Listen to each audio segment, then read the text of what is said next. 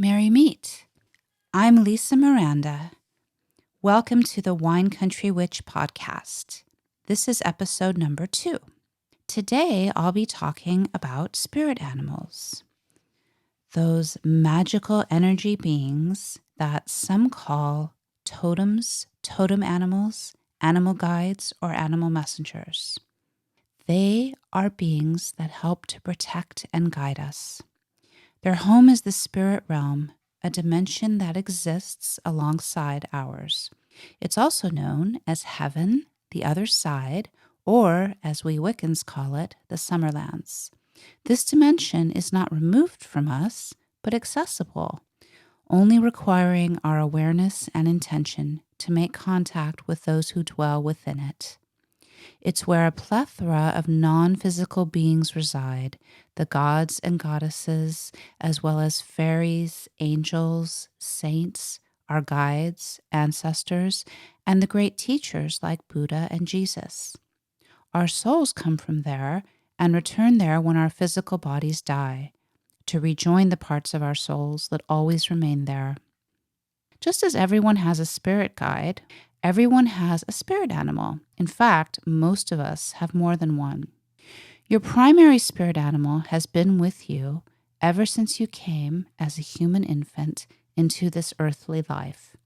It has either remained by your side throughout your life, joined by others that have come to you as you've required them, or faded into the background as you matured, or even disappeared altogether if you outgrew it.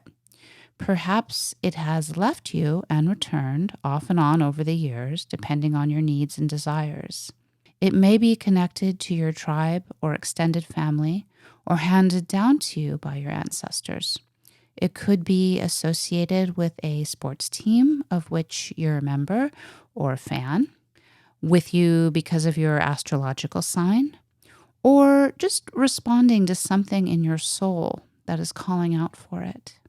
Keep in mind that, like all the non-physical beings, spirit animals are real, not imaginary. This applies to the mythological ones as well, like dragons and unicorns. To quote the wonderful book Animal Spirit Guides by Stephen Farmer, spirit animals are extensions of the source, which is what I prefer to call God, or all that is, the creator, or the many who are one. Some religions, in fact, most of them do use the word God, but throughout human history, that word has been misused by making the source less than it is. So back to spirit animals. They are not evil demons, which are imaginary, by the way, nor are they psychological projections or products of wishful thinking, as a lot of people believe. They're not the same as the simple souls of their physical counterparts here on Earth, of which they are the archetype. They are sentient beings made of energy who seek out souls that have chosen to incarnate in human form. They wish to inspire, comfort, and heal us, as well as protect and guide us. We, in turn, give them purpose. Also keep in mind that you don't have to accept the help of your spirit animal or animals. As we all have free will, you can banish it or them by refusing to honor them or simply by denying their very existence. If you choose to do that, your spirit animal will leave and your life will be less full of magic. So don't banish them. Don't deny their existence. Accept your spirit animal and be ready to add some goodly magic to your life. So first I'll explain how to find your primary animal and ways you can honor it. By doing so, you agree to work with it, utilizing its energy to help you in specific areas of your life. In some forms of Native American spirituality, this is called having the animal's medicine. Wiccans, such as myself, often say that we channel our animal. That is, we take on some of its characteristics by embodying its energies. So here's how to figure out your main spirit animal. When you were a child, what was your favorite animal? If you had more than one, Which was the first one that you remember? Mine was the lion. The lion came to me from two sources. My favorite book, The Chronicles of Narnia by C.S. Lewis, and my father, who gave me a huge stuffed lion for my 5th birthday. I read the Chronicles of Narnia so often I memorized them, and to this day I still remember them almost word for word. They're partially responsible for my becoming an author, particularly a fantasy author. Those of you who have read these books know about Aslan, the magical godlike lion at the center of the stories. To me, he was a substitute for my largely absent, deeply missed father, and the gift of the stuffed lion, which didn't leave my bed until my pre-adolescence, was likewise. I outgrew my need for the lion around the age of 12 and moved on to the domestic cat. When you discover your spirit animal, you should find out as much as you can about its physical counterpart. The color, size, diet, gender, social habits, the sounds that it makes, and place of origin are all significant. Is it quiet and reserved, meek, or is it dignified and proud of itself and what it can do? Is it a grazer? Is it a carnivore, an omnivore? Is it a predator, or is it considered a prey animal? For me, the lion not only symbolized my father, but the necessity of keeping my dignity in the face of abandonment. Its energies reminded me to seek other adult males to look up to, ones who could possibly provide a paternal role model.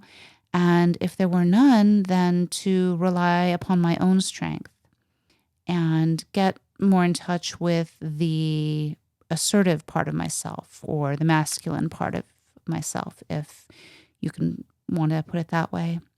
I needed to take pride in myself and not be the meek little sibling who tried not to stand out. The lion also came to me so that I would change my diet. I needed more protein, not necessarily red meat, as a lion would eat, like a gazelle or a zebra, which obviously I wasn't going to eat. Remember, you don't take the messages from your spirit animal literally all the time. So I did feel better when I started eating good quality beef as a child. Similarly, I began to thrive as I got more fresh air and sunshine, spent more time outdoors in good weather. The lion comes from Africa, after all. And I found as I cooperated more with my extended family, things got better for me. And lions certainly cooperate with their extended family, or also known as their pride. I honored my spirit animal by sending money that I'd saved, whether it was allowance money or birthday money sent by grandma, to organizations that work to protect lions in the wild. And I would also post pictures of him all over my walls. I wore his likeness on my shirts and as jewelry. I had a lion necklace and a lion bracelet. I read about him, and sometimes I would even roar. I would roar like him when I felt his energy move me. Mostly that happened when I was angry. And I would sing about him. I would try to find songs that had the word lion in them. The only one I could find was the classic The Lion Sleeps Tonight by the Totems, which I'm not going to sing here on my podcast because I don't want to torture you, but you get the idea. After my lion left me, I tuned into the smaller feline energy of the domestic cat. This felt like a natural move for me. We always had a cat or two as pets at home, and I felt that tuning into the spirit animal form of them would help me with gracefulness and flexibility as I entered my awkward years. So yes, that was helpful. And grooming and hygiene took on a much greater emphasis as I became a pre-adolescent.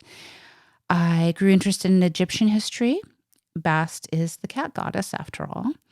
Once I became a vegetarian, though, about that time, and then the cat as my spirit animal receded into the background and remained there for for many years.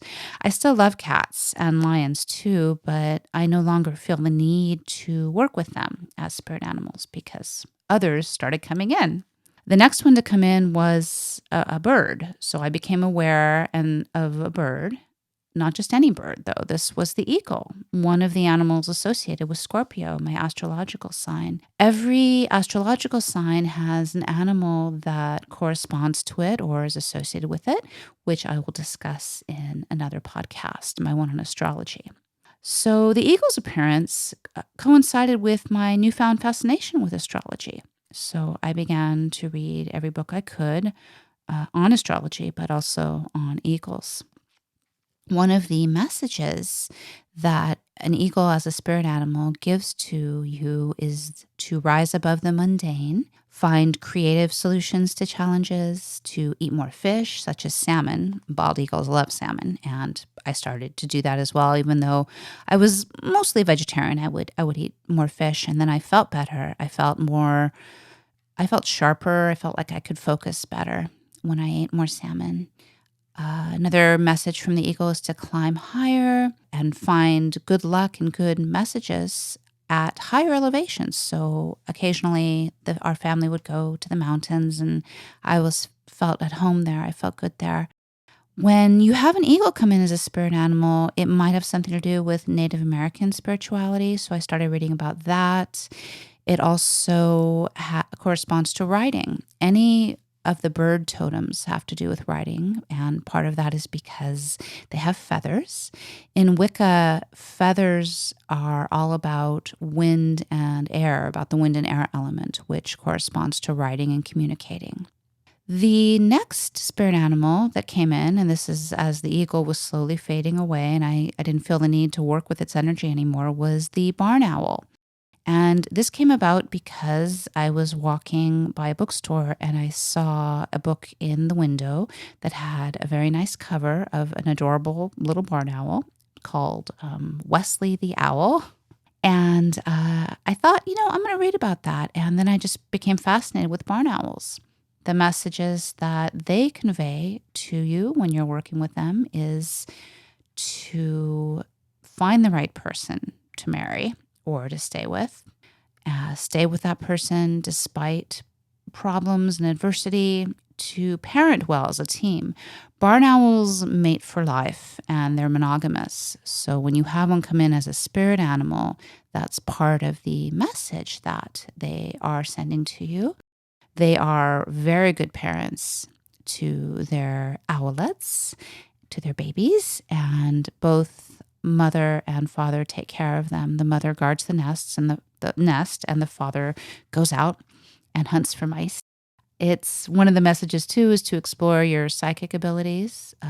If you are working with barn owl energy, it's very likely that you may be able to contact those who have crossed over to the Summerlands. In my case, this was my biological father who had crossed over and my great-grandmother and my grandpa Jack. I felt like I could contact them more easily and hear some of the messages they had for me, which was basically, hello, hi, how you doing?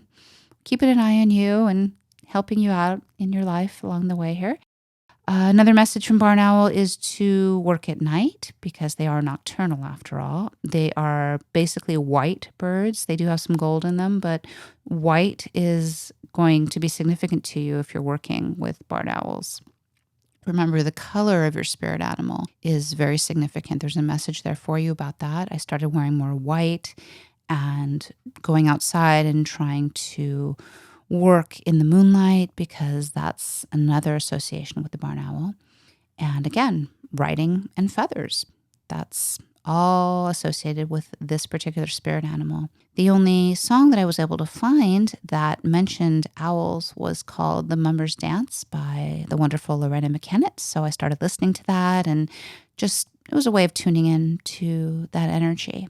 About the same time, I started becoming fascinated with lynxes. Now, I've always loved cats, as I said earlier, and the lynx, I just thought they were incredible, incredibly beautiful animals. And I loved the little black points on their ears and their big paws that acted like snowshoes as they walked through the snow. So I started reading about them and their significance as a spirit animal.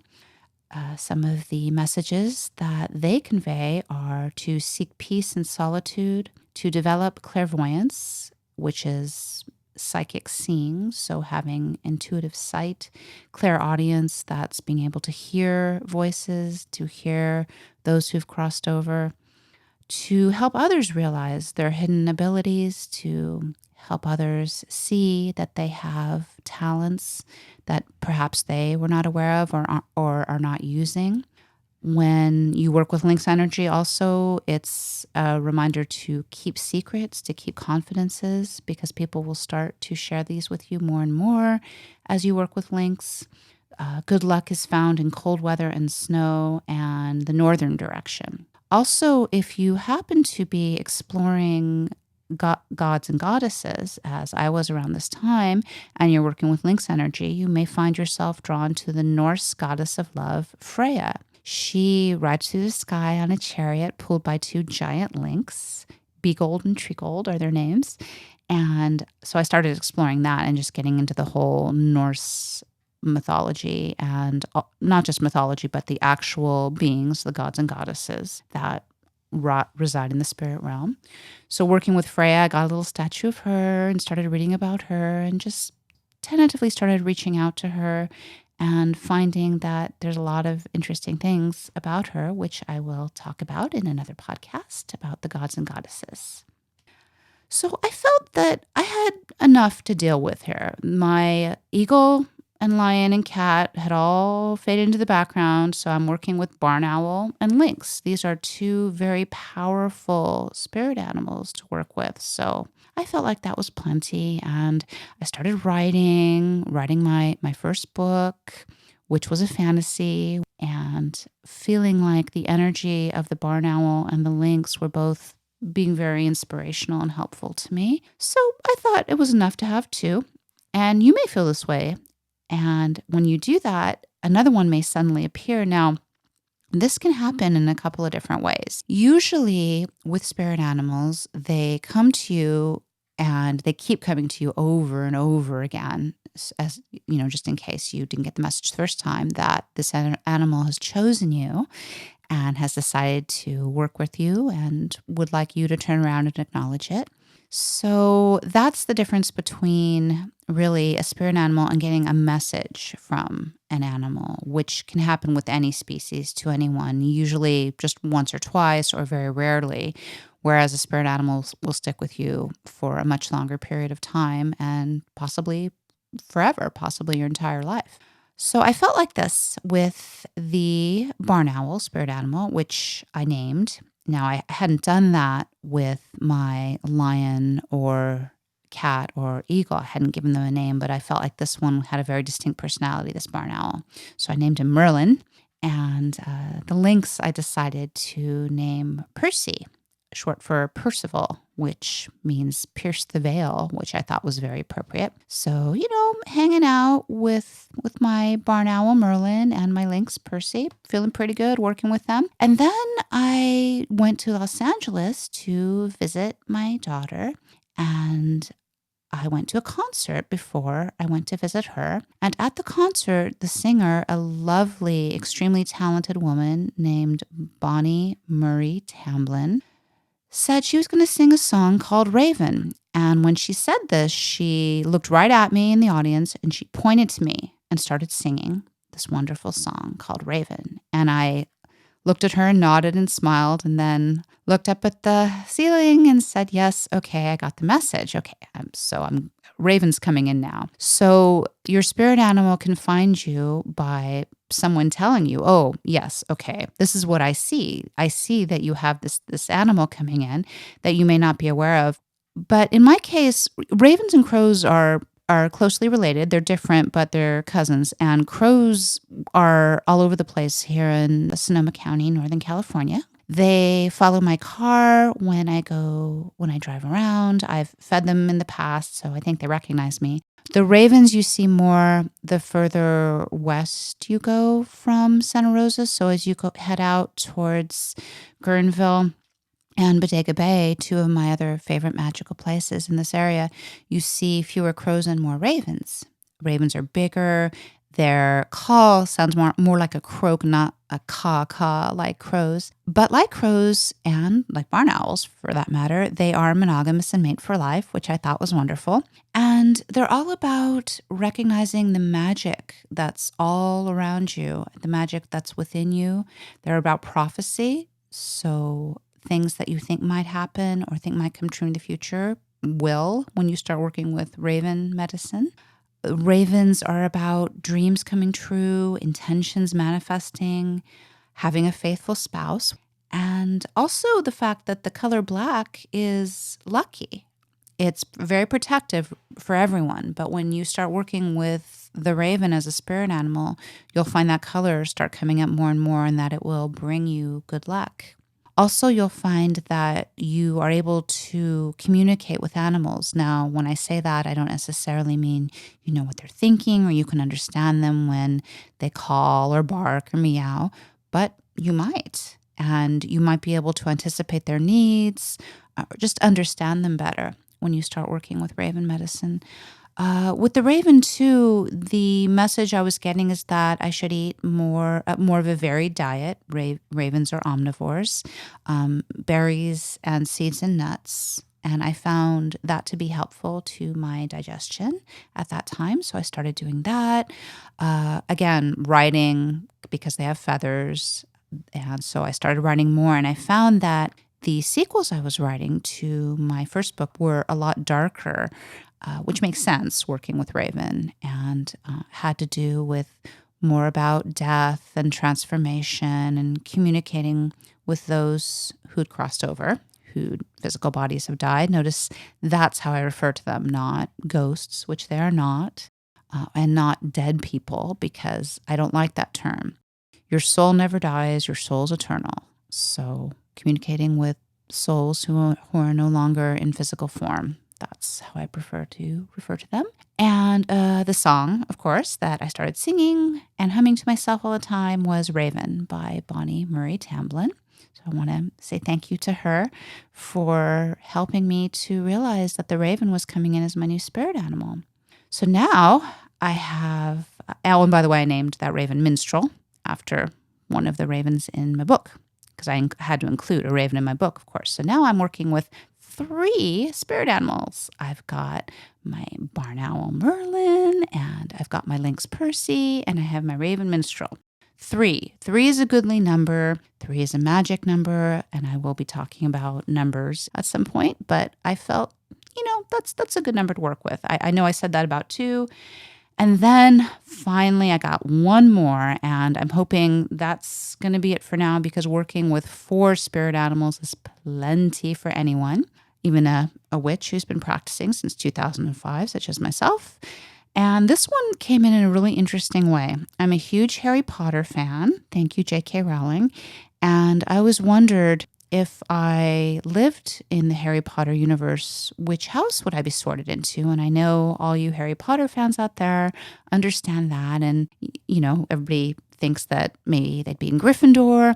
So if you go on to J.K. Rowling's website, if you go into Pottermore, there's a quiz you can take that will sort you into a house. So I took the quiz, and I was a Hufflepuff. And I was okay with that. I was reading about the qualities of Hufflepuffs, and I thought, okay, yeah, that's fine. And then I saw that the symbol of Hufflepuff is a badger.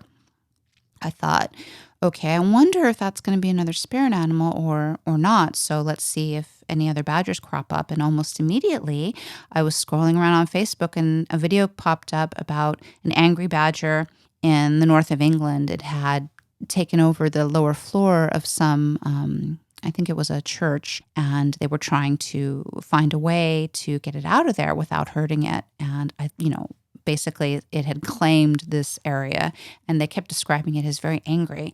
And I thought that was kind of funny, and I started reading about badgers, and then remembered when I was really little, there was a book I loved called Bread and Jam for Francis. And it was about a badger family and a little badger named Francis who had trouble trying different foods and liking foods other than bread and jam. And I really, really liked that book.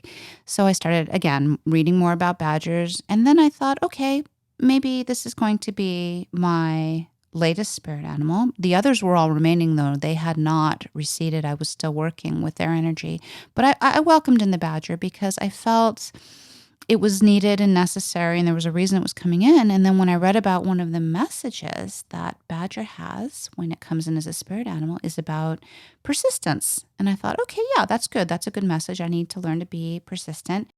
Determination is something else that they want to convey to you when you work with them. Family, self-reliance, but primarily the badger is about storytelling, digging, and research. And I felt this was very appropriate as a writer, particularly because I'm going to write my first nonfiction book, which is going to take a lot of research about Wicca, and it's a very exhaustive subject and it's going to take a while. My fantasy books really didn't require research. It was all, coming from my imagination. But a nonfiction book is going to be harder to write, and I'm going to have to dig. I'm going to have to, as I said, do research. So before we wrap up here, I do want to include fear of certain animals, phobias. One of the most common, of course, fear of spiders, arachnophobia. And when I made a friend recently who told me she's always had a very serious case of this, I wondered, now, that's not her spirit animal. I'm not getting that from her, but I think there's a reason that she's so afraid of spiders, and it can't just stem from one bad experience. She really has always had this morbid fear of spiders. So when I did a little research, thank you, Badger, on that, I discovered that if you have a fear of a certain animal, there's a reason for that beyond any negative experience that you may have had with it. It's trying to teach you something. There's a real reason why that you're afraid, and it's something that you don't want to look at. It's something you don't want to deal with. It's something that you've denied, really, about yourself or about a loved one, perhaps. So if you broach the subject with someone, tread lightly, as I found out, because they don't want to hear it. They're scared of spiders or sharks or being stung by a wasp or snakes or whatever it is that they're scared of. For me, it's bugs in general, I'd say. It's not a phobia, though, so I wouldn't go that far, but there's a message there that I have yet to uncover. I'm willing, though, to explore it. I'm not in denial about whatever my fear of bugs has to teach me, so I'll get back to you all on that when I learn more about it. I do want to mention two of the books that have been very helpful to me in the exploration of spirit animals. The main one I've already mentioned, Animal Spirit Guides by Stephen Farmer. The other is Animals Speak by Ted Andrews. That's a wonderful book. Now that I've found my spirit animals, my life is so much fuller and richer and more magical. I hope the information in this podcast was helpful. May it inspire you to find your own spirit animals, and may they provide you with whatever you need to lead a fuller, richer, more magical life.